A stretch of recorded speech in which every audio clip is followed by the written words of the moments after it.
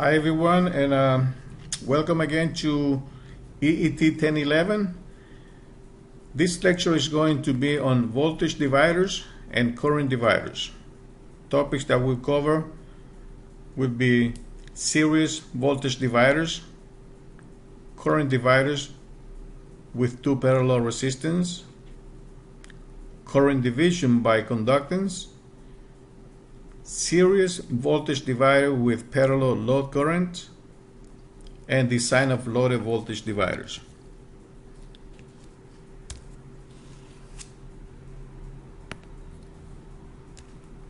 Okay. The total voltage is divided into the voltage drops that are proportional to the series resistance value. Each resistance provides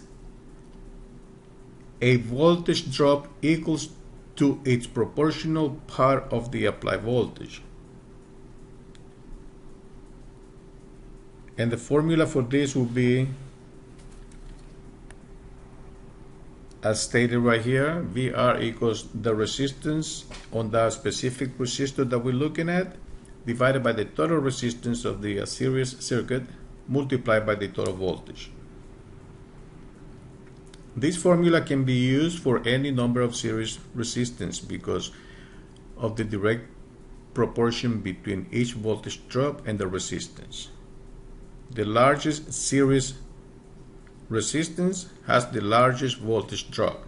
In other words, what this means is that, recall from previous lectures, we learned that according to the Ohm's law, the voltage across a resistor equals the voltage is equals to the current multiplied by the resistance.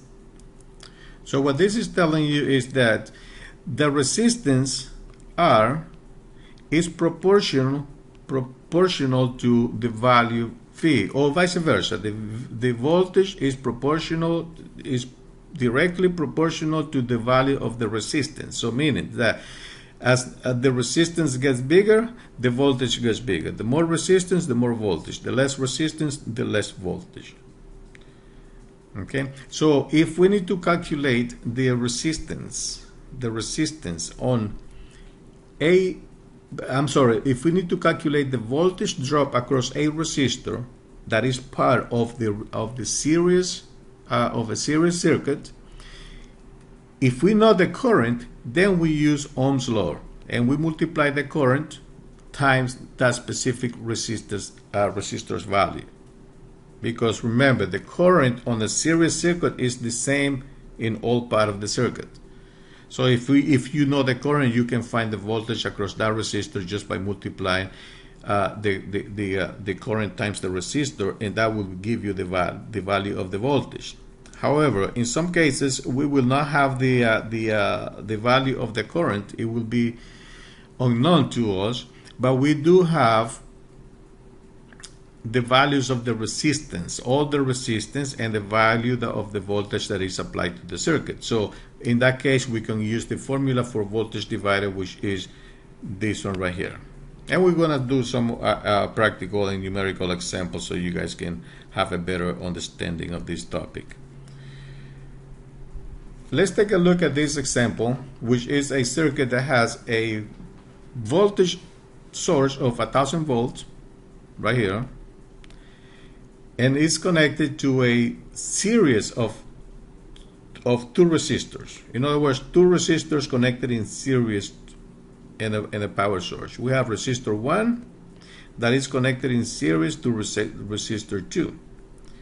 We don't know the current in this circuit, but we know the values of the resistors and the values of the voltage that is being applied to the circuit.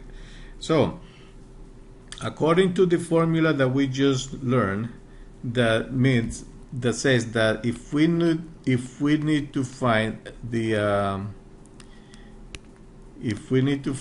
voltage on a resistor, we can find it by dividing the value of that resistor by the total resistance on the circuit, and then multiply this times the total voltage. Okay? Right here. So for resistor 1, we can see that resistor 1 is 1 kilo ohm, and the total resistance is the sum of the two resistors because they're connected in series. So we divide 1 divided by 1000 and then multiply by the voltage that is applied, which is 1000 volts. Okay, so 1 kilo ohms divided by 1000 kilo ohms, which is the total resistance. Okay, you have 1 here and 999 here, so the total resistance is 1000, and then that will give you 1 volt. So the 1 volt is the voltage drop across this specific resistor, the resistor 1. Okay, so now we only have two resistors, resistor 1 and resistor 2, and we have a total voltage applied of 1000. So if we know that the resistor 1 has a voltage drop of 1 volt, we can just subtract that from 1000, and that will give you the amount of voltage that is being used or dropped across the resistor 2. That will be 999 volts. Or we can also use the voltage divider formula to find the value of the voltage drop across the resistor 2, which is resistor 2 divided by the total resistance, and then multiply that times the total voltage applied. Okay, so resistor 2 is 999 kilo ohms. The total voltage applied would be R1 plus R2, which is 1000 kilo ohms, and then multiply that fraction times the total voltage, which is at 1000 ohms, and that will give you 999 volts. Okay, Kirchhoff voltage law says that the sum of all the individual voltages on the circuit must add up to the total voltage that is applied. As you can see here, you have 1 volt on resistor 1, 999 volts on resistor 2, so the total voltage must be 1000 volts, which is that same voltage that is applied from the source. Okay, when we have multiple resistors connected in series, we can also apply the formula for the voltage divider to find the voltage at different points on the circuit. Okay, so all these resistors are connected in series. So meaning the current is only one current, but the voltage, these 24 volts right here, must be distributed across R1, R2, R3, and R4. In other words, the sum of the voltage drop across all these resistors must add up to 24. So if we want to find the voltage at this point right here,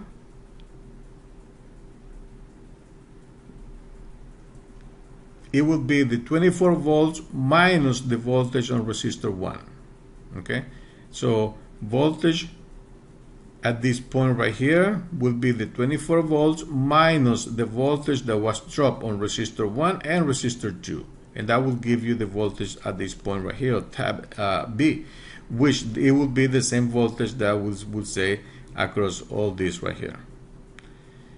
Voltage at this point will be the 24 volts minus whatever was dropped on 1, 2, and 3, that will be left to this point right here, which is the voltage that will be dropped on resistor number 4. All these voltages are measured with respect to ground, which is this point right here. Remember, this point means that there is a connection between these two. But instead of doing this line, we can put it ground here and ground there. Basically, that's it. That means that they're both connected to the same point. Okay, so when we have this voltage in voltage taps in a series voltage divider, basically what we do is find the voltage drop across the different resistors before that specific point that we're looking at. Okay, note that the voltage VAG means the voltage drop between the point A and point G, which in this case would be the voltage that is dropped on this section of the circuit. That voltage would be the sum of the different voltages across R2, R3, and R4. Like I explained before, if we want the voltage on this point, basically that would be the voltage across from here to here. Whatever voltage is consumed or dropped across this resistor will be the voltage right at this point, because when we have 24 volts and we have to account for the voltage that's dropped on the resistor number one, and then whatever is left is what's going to be dropped across the rest of the resistors. Okay, that voltage in this specific case it will be 50% of the total voltage applied, because 1/2 of the voltage is consumed or dropped across the resistor 1, and that is because R2, R3, and R4 are equals to R1. In other words, the total resistance on the circuit will be 20 kilo ohms, but the resistor 1 by itself has 10 kilo ohms, right? So there's another 10 kilo ohms that's the sum of R1, R2, R3, and R4. So if we want to find the voltage at this point right here, or the voltage that is dropped across point A and G, that would be 50% of the 24, which would be only 12 volts, because R1 is 50% of the total resistance.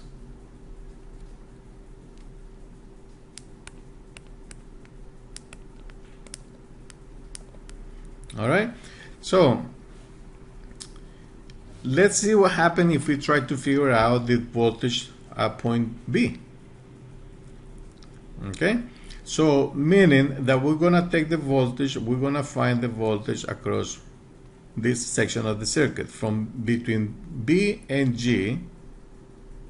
If we need to get the voltage across here, then we're gonna take this specific amount of resistance, which would be R3 plus R4, which is 1.5 plus 1 that's 2.5 kilo ohms, divided by the total resistance of the circuit.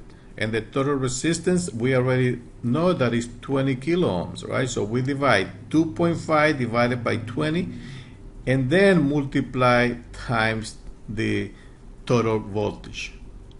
And that will give you a total of 3 volts, meaning from point B to point G, all this has 3 volts drop across this. So if we have 24 volts total, and 3 volts are dropped across these two resistors, that means 21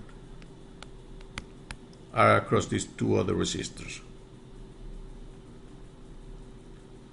All right, so now let's see, for practice purposes, how much voltage is dropped across the section CG, which is this right here, from here to here. Okay, the voltage across that single resistor right there. If we go by the formula, remember the formula for voltage divided says that the voltage R, or that specific value, would be the resistance divided by the total resistance times the total voltage, right? So if we need to find the voltage CG, meaning between point C and point G, that means the voltage drop across this resistor, we're gonna take resistor 4, 1 kilo ohms, divided by the total resistance, which we calculated that as 20 kilo ohms, and then we multiply times the total voltage. So 1 divided by 20, then multiply times 24, that would be 1.2. So we can say that the V4 equals 1.2 volts. And that is the purpose of using voltage divider formula. In this case, we did not bother to calculate the current And because we didn't know the current, but we do know the values of all the resistors and the value of the total voltage, we can calculate the different voltages at different points of the circuit by using the concept of voltage dividers. Okay, so remember, when you're doing with series circuits, okay, series circuit, the sum of all the voltages, the sum of all the individual voltage drops must equals the total voltage.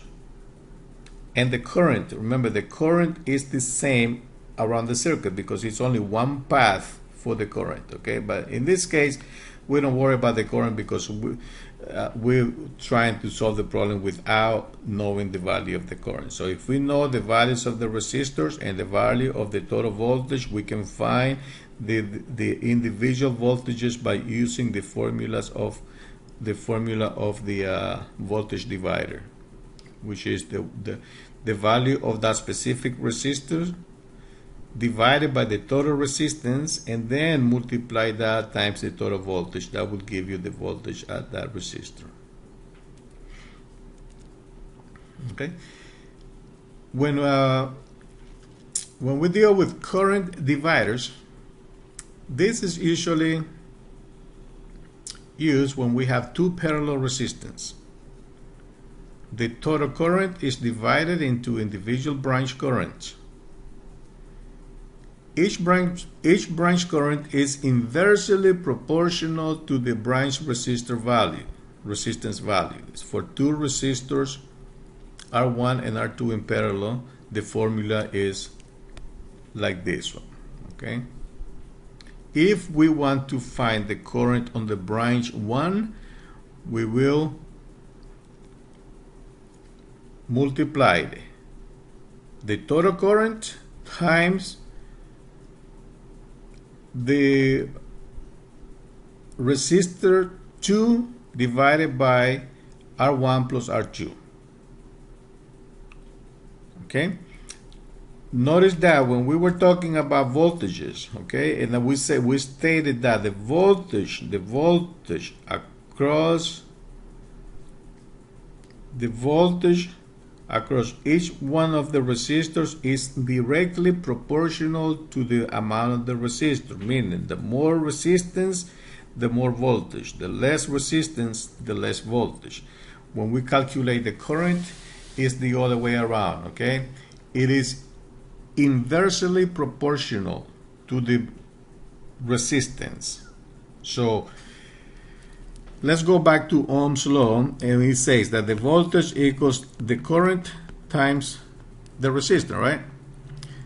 From this equation, if we try to calculate the current, we will say that the current is equals to the voltage divided by the resistor, right? So if we look at this formula right here, the current and the resistance, they're inversely proportional. That means that as the resistor gets bigger, the current gets smaller. So the more resistance will make the denominator of this fraction bigger. Therefore, when we divide the voltage by something bigger, the result is going to be something smaller. So the bigger the resistance, the smaller the current. Okay, the smaller the resistance, the bigger the current. That's what it means when they say inversely proportional. Inversely means that they're like opposite. Okay, so if one is big, the other one is small. Okay, in the case of the voltage, it's directly proportional because as the bigger resistance, the bigger voltage. When we talk about currents, they're inversely proportional. That means the bigger the resistance, the smaller the current. Okay, the smallest the resistance, the bigger the current. So therefore, if we're calculating the current 1, notice that the resistor 1 is in the bottom of the fraction. Okay, so they're inversely proportional. Now, this formula can only be used for two branch resistance. In other words, it can be used for a circuit that has only two branches in parallel. and therefore the largest current will flow in the branch that has the smallest resistance. Okay, let's look at an example of a current divider. Okay, in here we have the total current of 30 amps. They coming in here. As we learned before, when you have a current coming through a joint to a node over here where the current needs to be split in two different directions, and then at the end this current will meet again on this node, and this current right here, it will be the same as IT. Okay, so it comes in here, then it gets split, goes around the circuit in both directions, and then at this point they get together again and they get added up again. So what the current that comes in is the same as the current that comes out at this point. So when we calculate the current, and according to the current divider rule, the smaller resistance, the branch with the smallest resistance will get the largest current going through it. So if we have 30 amps and we have 4 ohms here and 2 ohms here, these 30 amps have to be split between these two currents, these two branches, and the one with the smaller resistance will have the biggest amount of current going through it. Okay, so out of this 30, 20 amps will go this way and 10 amps will go this way, because this branch has less resistance. Remember, resistance is the opposition to current. So the less resistance there is, the more current can flow through that branch. Okay, that's why we say that the resistance and the current are inversely proportional. So the less resistance, the more current, and vice versa. The more resistance, the less current. So if we have two branches, okay, with R1 and R2 respectively, and we want to find the current that goes through the branch R1, so what we're going to do is we're going to use the formula that we just learned in the previous slide right here. Okay, I1 is going to be resistor 2 divided by the sum of all the resistors, which are R2, R1 plus R2, and then this fraction multiplied times the total current. All right, so we're gonna find I1, which is the current that goes in this branch right here. Okay, we're gonna take R2, which is 4 amps, and we're going to divide R2. So we can say that's gonna be 4, okay, divided by the total current, the total resistance, which is going to be R1 plus R2, so that would be 2 plus 4, and then this fraction multiplied by the total current, which is 30 amps. Okay, so this would be 4 over 6, which is 1/3 times, let's see, there will be 4 over 6, then divided by, then multiplied by 30, and this operation will give you 20, right? So this will be 20 amps. As you can see, the 30 amps that came in here is split it 20 this way and 10 this way. Same if we want to find the current on the branch 2. So we do R1 divided by R1 plus R2, and then multiply this by the total current, IT, and that will give you, in this case, would be 10. Okay, pay attention to this. We are trying to find I2, right? The resistance, the current on the branch 2, which we say was this one right here. The number that goes on top is not R2, instead it's R1, it's the other one. The R2 is going to be part of the denominator, okay? So R1 divided by the sum of the resistance, R1 plus R2, and then multiply that times the total current, and that will give you 10, okay?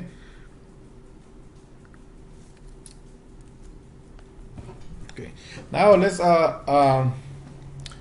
let's see. For any number of parallel branches, IT is divided into currents that are proportional to the conductance of the branches.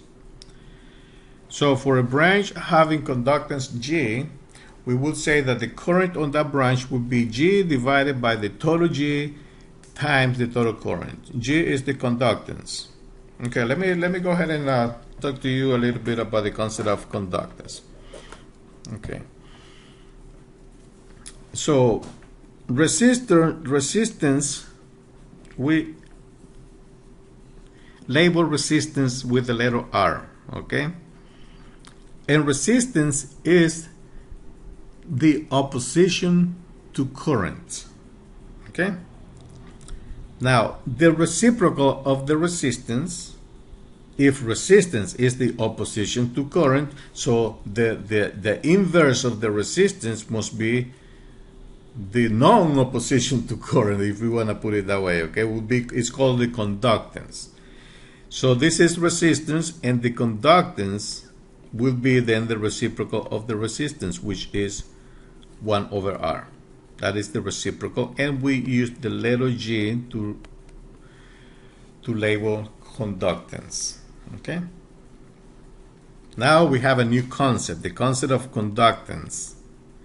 We use the letter G to label conductance, and the conductance is nothing but the inverse or the reciprocal of the resistance, okay? It's the opposite of the resistance, in other words. The resistance is the opposition to current. The conductance is the non-opposition to current, and it's called conductance. The resistance resists current, the conductance conduct current, let's put it that way, okay? And it's represented with the letter G. So from now on, the letter G in circuits will be conductance, which is always the inverse of the resistance.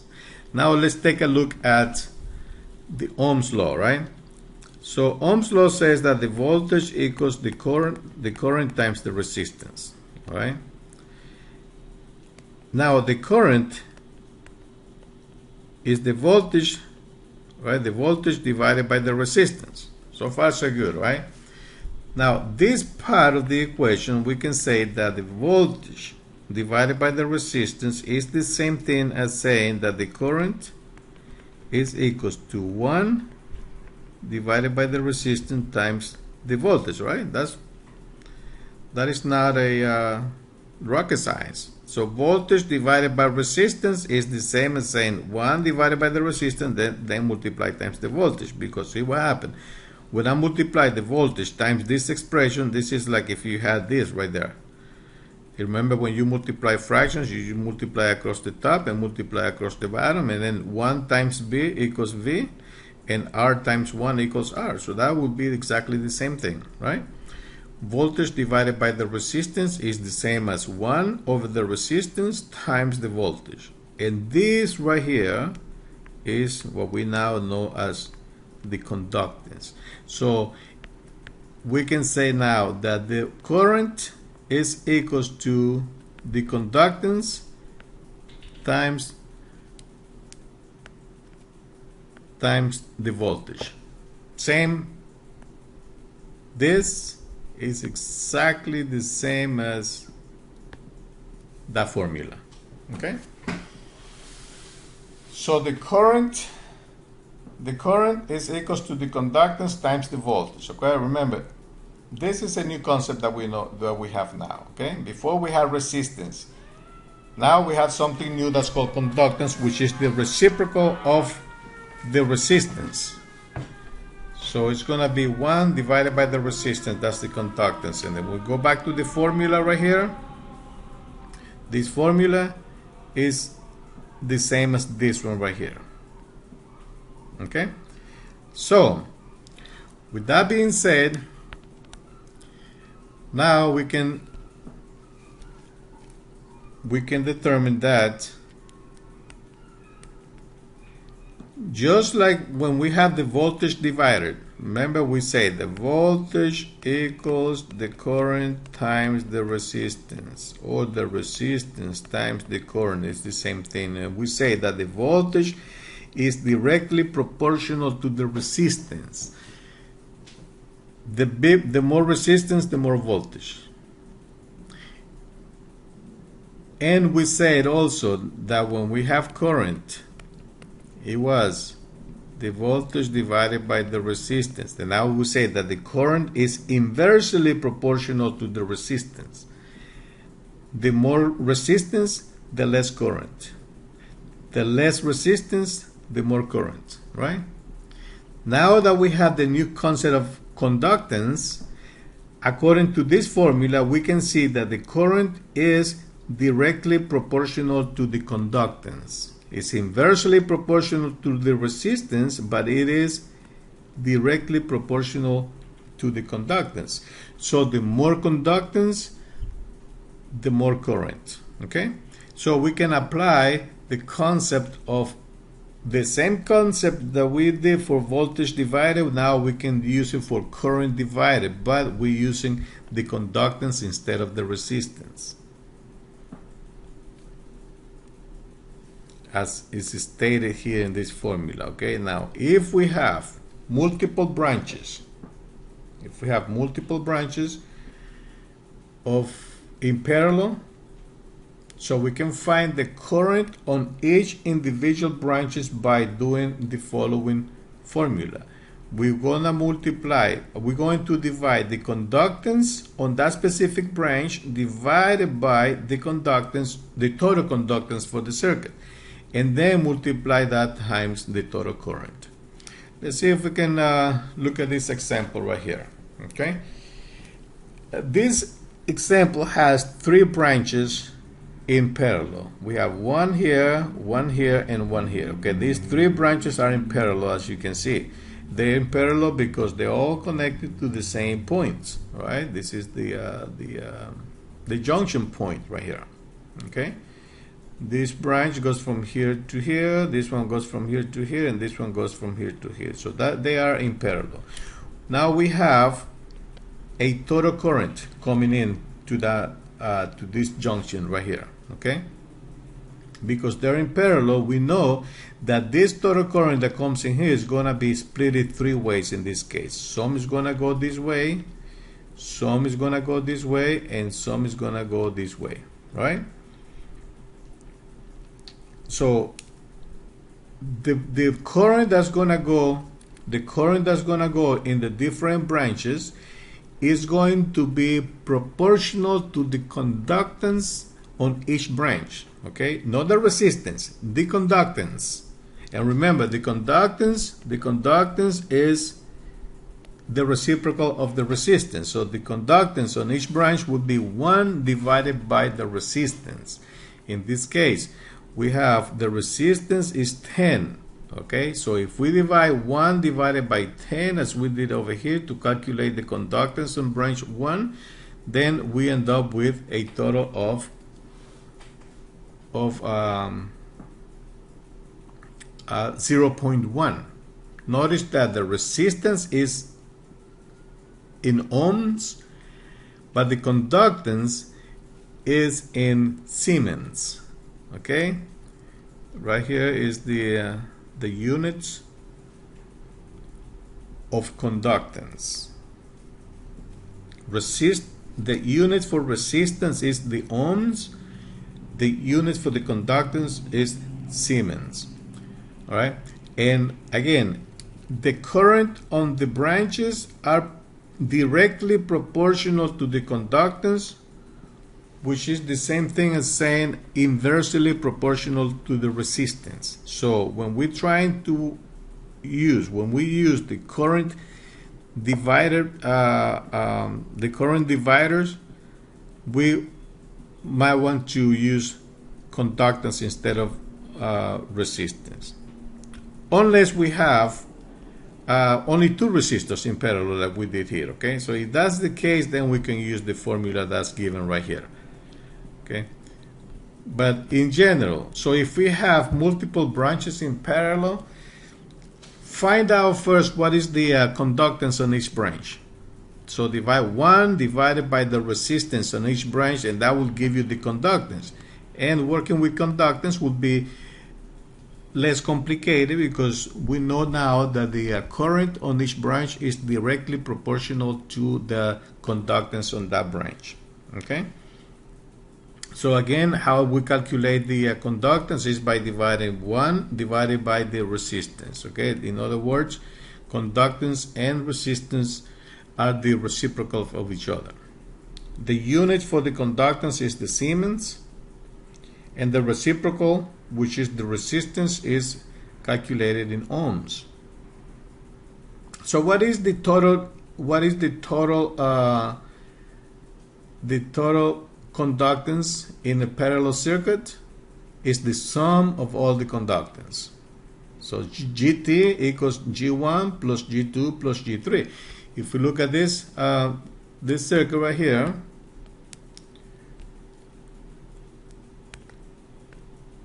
okay, so we have 3 branches in parallel. Each one has resistance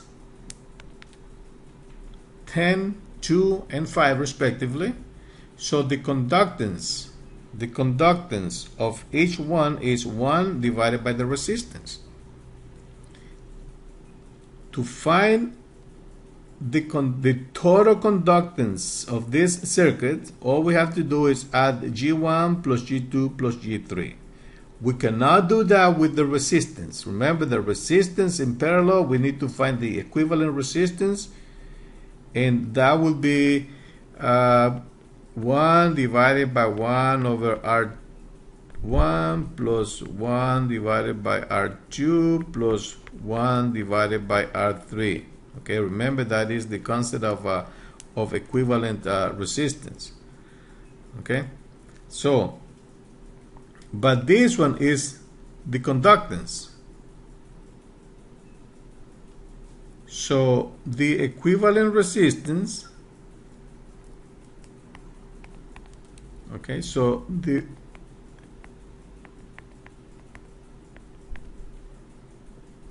one divided by G1 plus G2 plus G3. That is the resistance.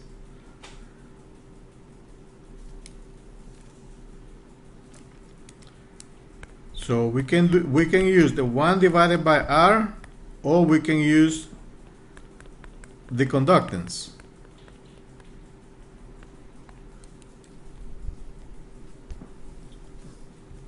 Okay, so and then to calculate the current on each branch, all we have to do is calculate the conductance times the voltage, and that will give you the current on each one of them. Okay, not the voltage. I'm sorry.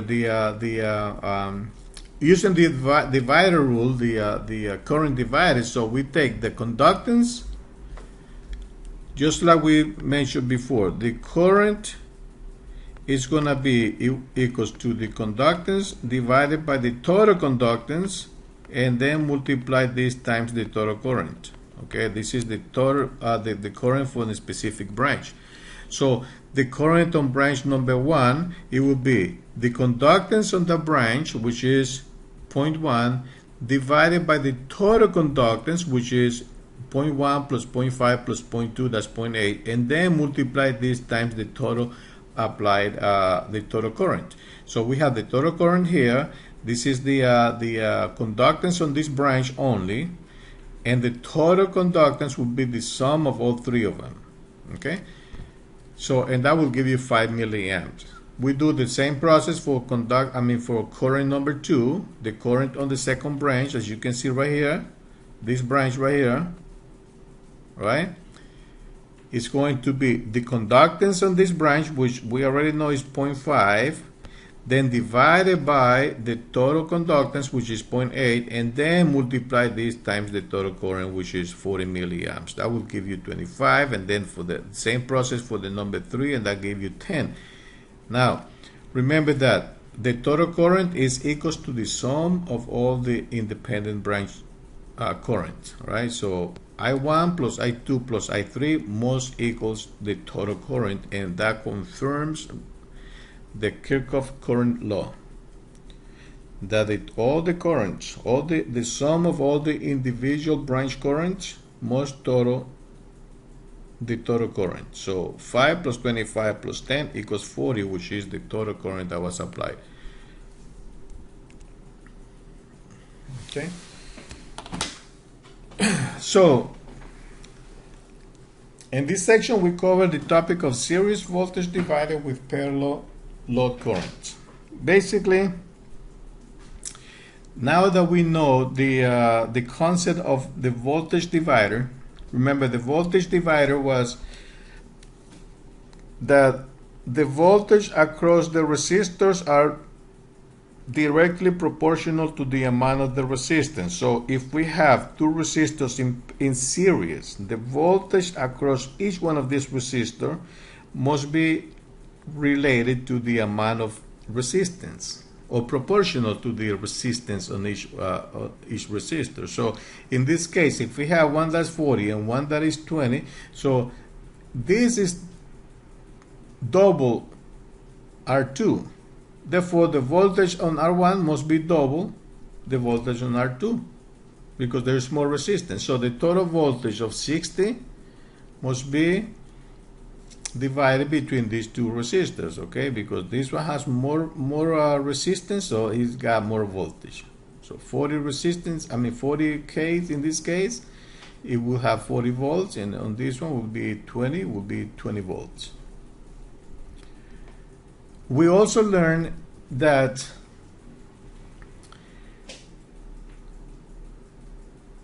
when we have components in parallel, like in this case, we know that the voltage across each one of the components in parallel must be the same. Okay?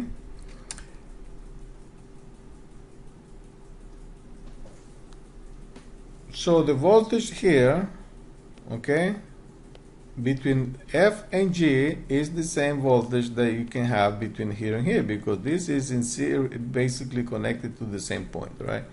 So however, in here we only have a resistor of 20 kilo ohms, okay? So the voltage would be divided between these two. Now the voltage is going to be divided between this and this, okay? So what we do in this case, we already know that the voltage is going to be the same for these two resistors. However, the current is not going to be the same as the current that flows through here, okay? Because there is a divider right here. Whatever current comes to this point right here is going to be divided between this one and this branch right here. Or we can also find the equivalent resistance. Okay, we learned before how to find the equivalent resistance when you have two resistors in parallel. Okay, it will be 20 times 20 divided by 40, and that will give you 12.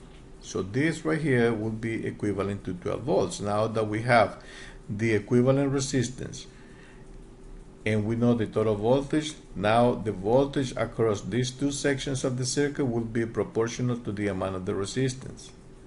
Okay, so I'm sorry, this is 20 times 20 divided by 40 would be 10. 10 kilo ohms will be the resistance on this equivalent to this series, parallel system right there. And therefore, this is 4 times more than this one, so the voltage across this resistor will be, across this resistor will be 4 times more than the voltage across that resistor. Okay.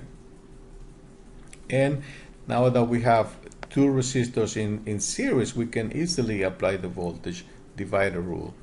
Okay, so if we want to find this voltage right here, that would be R1 divided by R1 plus RE times the total voltage, which is 60, and that will give you 48. Okay, let's see if we can do this. This will be R1, which is 40 kilo ohms, divided by the total, which is 40 plus 10, that would be 50, and then multiply this times 60 volts, which is the amount of voltage here. Remember, these are kilo ohms, right? Kilo ohms, but you know, kilo and kilo cancel each other, so that would be just 40 divided by 50, and that would give you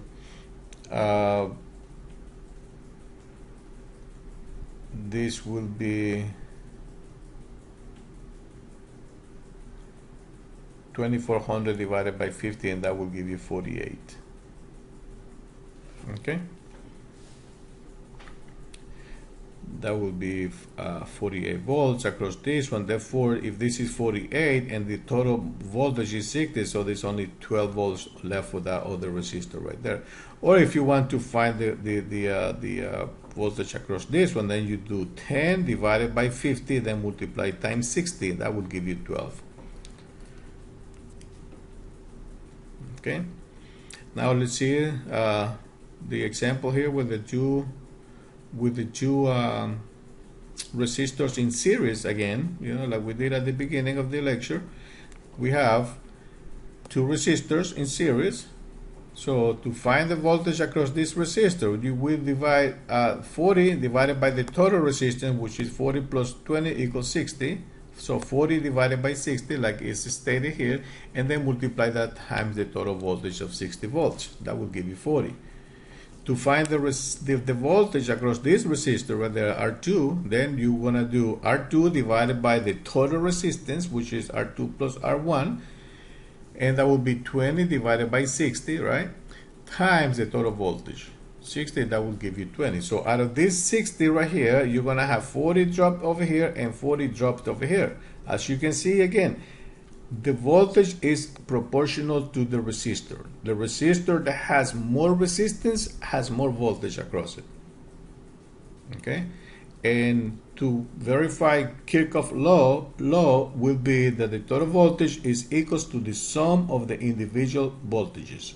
So 40 plus 20 equals 60, which is exactly the same amount that's being applied. Okay?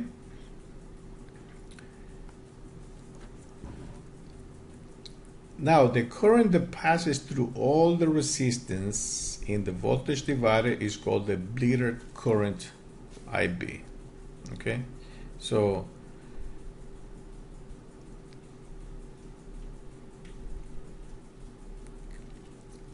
the resistance RL, in this case, this one right here, this resistance,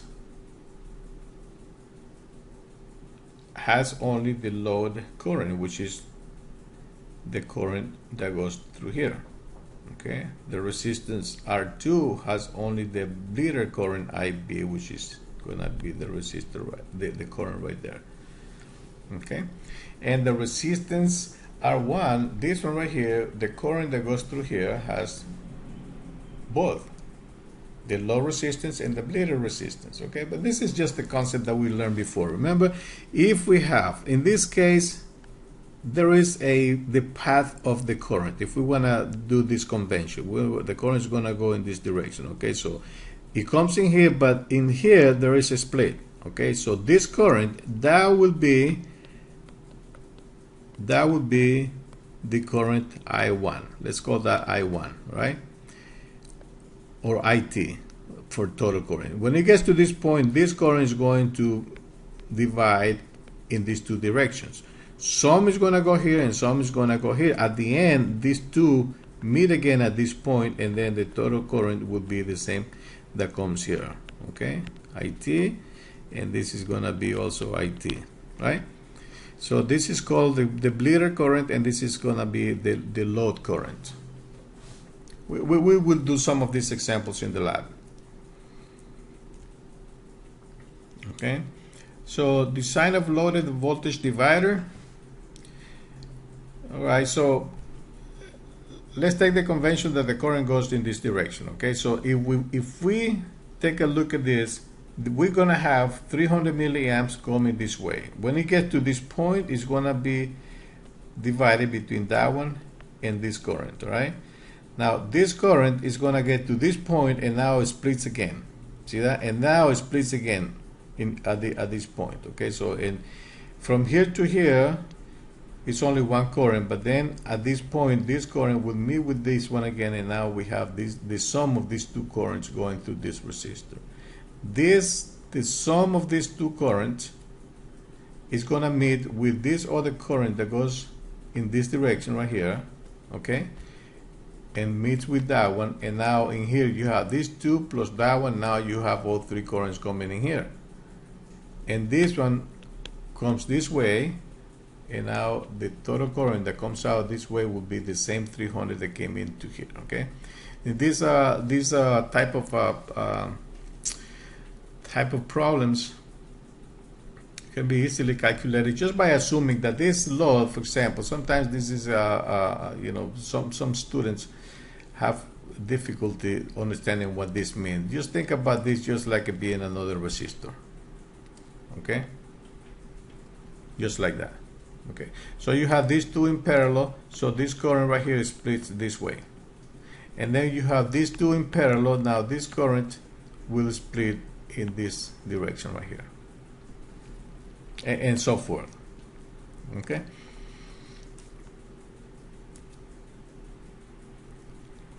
so the current 1 through R1 equals to, if we go back to here, so this is the current this is R1. The current that goes through here, we can call that R1, and that would be just the bleeder current for this part of the circuit, and that would be 30 milliamps. Okay, the current 2 will have I1, which is the same as IB, plus this current that goes through here, which is, we're gonna call it IF. So in here you have IB and IF. The current 3 will have IB and IF, which is this right here, same as this one. Then, but we have now this one also joined. All right, so that would be E3. And back in here, we have these three right here, which are right here. Then this one is going to combine with them. Now that would be the E3. So as you can see, you know, whatever comes out of here in the current is the same amount of current that will come through here, and these currents get distributed across these loads. Okay, and again, we're going to do some more exercises in the lab and in a problem review lecture that I'm going to be posting later on. Okay, and in order for us to calculate the voltages on this one, on each one of these resistors, well, if we know the values of the current, all we got to do is multiply the current times the resistance, and that will give you the voltages, which is what they do over here. Okay.